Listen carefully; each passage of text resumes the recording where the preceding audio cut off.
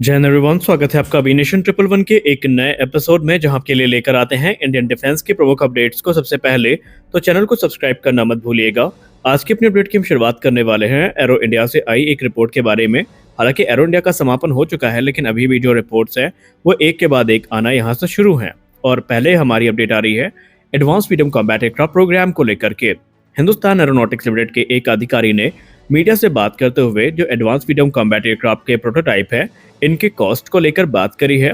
हमेशा से इनके कॉस्ट चर्चा का विषय रही है कि जो प्रोटोटाइप है इसको बनाने में कितना खर्च आएगा। और इसी पर बात करते हुए हिंदुस्तान एरोनॉटिक्स लिमिटेड के अधिकारी ने बताया कि एक एमका प्रोटोटाइप को बनाने की लागत तकरीबन 115.12 मिलियन डॉलर्स आने वाली है। यानी अगर हम इंडियन करेंसी में देखें तो अप्रोक्सीमेटली ये 1000 करोड़ रुपए होती है। हालांकि उन्होंने ये कहा कि आप इसको जो एमका के प्रोडक्शन मॉडल्स हैं उनसे कंपेयर मत करिए, क्योंकि जब ये सीरियल प्रोडक्शन में उतरेगा तो निसंदेह इसकी जो प्रोडक्शन कॉस्ट है ये कम आएगी, या यूँ कह लें कि इसकी जो यूनिट कॉस्ट है ये कम होगी। और ये सीरियल प्रोडक्शन उनके हिसाब से 2034 तक शुरू हो जाएगा। हिंदुस्तान एरोनॉटिक्स लिमिटेड ने यह भी स्पष्ट कर दिया है कि हम एडवांस मीडियम कॉम्बैट एयरक्राफ्ट के तकरीबन 5 प्रोटोटाइप्स का निर्माण करने वाले हैं और ये डेवलपमेंटल फ्लाइट ट्रायल से गुजरेंगे। इनमें वेपन टेस्टिंग की प्रक्रिया पूरी होगी और हम कोशिश करेंगे कि अतिशीघ्र जो टेस्टिंग फेज है उसको कंप्लीट किया जाए। जब उनसे इसके रोल आउट के बारे में पूछा गया तो उन्होंने ये कहा, क्योंकि अब इसे सीसीएस क्लियरेंस मिल चुकी है तो आप ये एक्सपेक्ट कर सकते हैं कि जो 2027 का अंत होगा, यानी 2027 के अंत तक इसका रोल आउट हमें देखने को मिल जाएगा। और मार्च 2028 तक जो पहली उड़ान है इसको प्लान किया गया है। और जो प्रोटोटाइप्स हैं ये अलग अलग प्रकार के होंगे, जहां पर अलग अलग जो सिस्टम है वो टेस्ट किए जाएंगे। अधिकारी ने यह भी कहा कि एमका की जो सीरियल प्रोडक्शन के बाद यूनिट कॉस्ट आएगी वो अराउंड 100 मिलियन डॉलर से कम होगी, यानी कि 100 मिलियन डॉलर पर यूनिट से भी कम हो सकती है इसकी प्रोडक्शन कॉस्ट जब ये सीरियल प्रोडक्शन में उतारा जाएगा। उन्होंने कहा इस प्रोग्राम के लिए बहुत सारे जो सिस्टम्स हैं वो या तो विकसित किए जा चुके हैं या अपने डेवलपमेंट के एडवांस स्टेजेस में हैं और कभी भी किसी क्षण उन पर हमें सफलताएं प्राप्त हो रही हैं। सबसे खास बात तो ये है कि भारतीय वायुसेना का पूरा समर्थन इस प्रोग्राम को मिला हुआ है और भारतीय वायुसेना चाहती है कि यथाशीघ्र इसका जो रोल आउट है वो हमें देखने को मिले। और हाँ, एक खास चीज आपको याद होगा, जब एडवांस मीडियम कॉम्बैट एयरक्राफ्ट का 1:1 रेशियो का जो कह सकते हैं स्केल मॉडल है वो हमें देखने को मिला था एरो इंडिया में, तो हमने आपसे कहा था कि ये ठीक एक्चुअल प्रोटोटाइप जैसा ही होगा और उसमें कोई खास बदलाव आपको देखने को नहीं मिलेंगे। और उस समय इस बात को काफ़ी ज़्यादा मजाक में लिया गया, लेकिन अब finally advance medium combat aircraft को लेकर के जो प्रोजेक्ट से जुड़े अधिकारी हैं उन्होंने मीडिया से बात करते हुए ये कहा कि ये जो एयरक्राफ्ट आपने देखा है एरो इंडिया 2025 में, बेसिकली ये फुल स्केल मॉडल है और एक्चुअल प्रोटोटाइप जो एमका का होगा वो ठीक इसी प्रकार का होने वाला है। हालांकि रिपोर्ट्स में यह भी इंगित किया गया है कि जब इसका प्रोटोटाइप देखेंगे, एक्चुअल प्रोटोटाइप, तो उसमें हो सकता है कि डिज़ाइन में आपको कुछ चेंजेस देखने को मिले, क्योंकि रिपोर्ट्स ये भी इंगित करती है कि हाल ही में जो कुछ बदलाव किए गए थे उसको इस पर इनकॉर्पोरेट नहीं किया गया है, लेकिन वो बदलाव बहुत ज़्यादा व्यापक नहीं होंगे। तो कुल मिलाकर के अब advance medium combat aircraft program एक तरीके से युद्ध स्तर पर आगे बढ़ रहा है। अब कुछ लोग ये कहेंगे कि 2027 अभी 2 साल दूर है, तो ये युद्ध स्तर पर कैसे हुआ। देखिए, आप एक बात समझ सकते हैं कि स्टेल्थ एयरक्राफ्ट को बनाना कोई मजाक नहीं है। भारत उन चुनिंदा देशों में से एक है जो इस प्रकार के फाइटर्स को बना रहे हैं, और क्योंकि ये सब कुछ भारत में स्वदेशी तौर पर हो रहा है तो मटेरियल डेवलपमेंट से लेकर के चीज़ों को विकसित करना, सिस्टम्स को विकसित करना, इसमें समय लगता है। और आप समझ सकते हैं, ये बात जाहिर सी बात है, हम बहुत खुशी की तो नहीं है, लेकिन फिर भी भारत प्रयास कर रहा है और हमें तकरीबन उम्मीद है कि 2030 के दशक में ये एयरक्राफ्ट देखने को मिल जाएगा। F-35 के भारत आने के बाद, Su-57 के भारत आने के बाद जो हमारे विरोधी देश हैं उनका मेल्ट डाउन शुरू हो चुका है।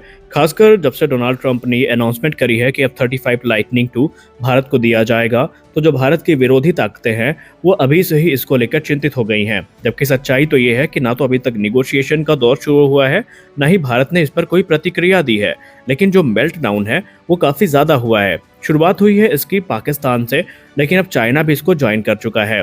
चाइना के जो माउथ पीस है ग्लोबल टाइम्स, उन्होंने कहा कि ये भारत का एक फेल्ड अटेम्प्ट था अपनी ताकत को प्रदर्शित करने का, और वो ये दिखाना चाह रहे थे कि वो कैसे चाइना का जो रैपिड एडवांसमेंट है एयर स्पेस टेक्नोलॉजी के क्षेत्र में उसके पीछे आने वाले हैं। उन्होंने ये भी कहा, या ग्लोबल टाइम्स ने ये भी कहा, कि जो भारत का प्रयास रहा है वो अमेरिका को बुलाने का और F-35 को प्रदर्शित करने का, इसके अंतर्गत भारत ये चाहता था कि वो चाइना को दिखा सके कि चाइना की हरकत का जवाब देने की कैपेबिलिटी इनके पास है और भारत भी एरोस्पेस के क्षेत्र में काफ़ी जल्दी एडवांसमेंट को प्राप्त करेगा।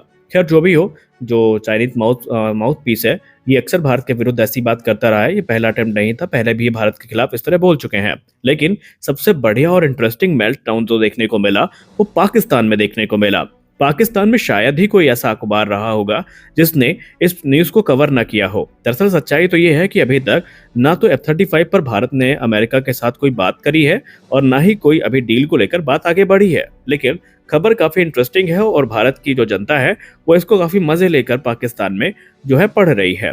सबसे पहले अगर हम बात करें तो पाकिस्तान की तरफ से जो सबसे पहली हरकत देखने को मिली थी, ये पाकिस्तान का मीडिया हाउस जिसका नाम है एक्सप्रेस ट्रिब्यून, इन्होंने एक आर्टिकल लिखा था जहां पर इन्होंने कहा था कि भारत को जब से अमेरिका ने ये ऑफर किया है तो उसके बाद पाकिस्तान की जो फॉरेन मिनिस्ट्री है इसने अपना एक्सट्रीम कंसर्न अमेरिका के सामने रखा है और ये कहा है कि इससे एक पावर इम्बैलेंस क्रिएट हो सकता है और जो क्षेत्र की शांति है ये प्रभावित हो सकती है। इसके बाद डॉन, जो कि पाकिस्तान का एक प्रतिष्ठित इंग्लिश न्यूज़पेपर है, इसने भी एक एडिटोरियल लिखा है जहां पर उन्होंने कहा है कि इस्लामाबाद अमेरिका के इस ऑफर की निंदा करता है, क्योंकि जाहिर सी बात है F-35 मिलने का मतलब ये है कि भारत के स्टेल्थ फाइटर जो होंगे ये पाकिस्तान के एयर डिफेंस को यहाँ पर पूरी तरीके से आउट क्लास कर देंगे और जो चाइना के द्वारा सप्लाई किया गया HQ-9 सिस्टम है ये F-35 के आगे बहुत कम इफेक्टिव होगा और ये भारत को फ्यूचर में एक बड़ा एज देगा जिसका भारत दुरुपयोग निसंदेह पाकिस्तान के खिलाफ ही करेगा। जियो न्यूज ये लिखती है, जो कि एक पाकिस्तानी टेलीविजन चैनल है, कि F-35 डील एक कंप्लीट डिजास्टर होगी भारत और पाकिस्तान के आपसी संबंधों में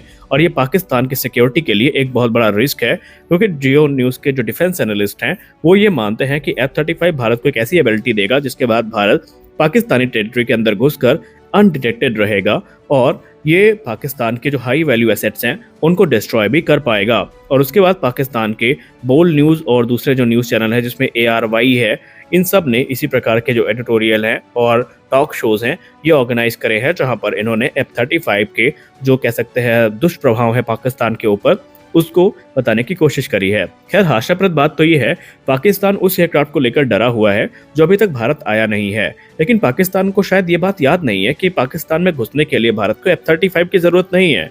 हमारे मिराज 2000 भी घुसे थे और अनडिटेक्टेड रहकर ये वापस भी आ गए थे। जब तक पाकिस्तान को भनक लगती ये वापस इंडियन एयर स्पेस में एंटर कर चुके थे। ये कारनामा हमारे MiG-29 और सुखोई ने भी कर दिखाया है। इसके अलावा MiG-25 फॉक्स बैट ने भी ये कारनामा कई बार करके दिखाया था। तो पाकिस्तान को F-35 से डरने की जरूरत नहीं है।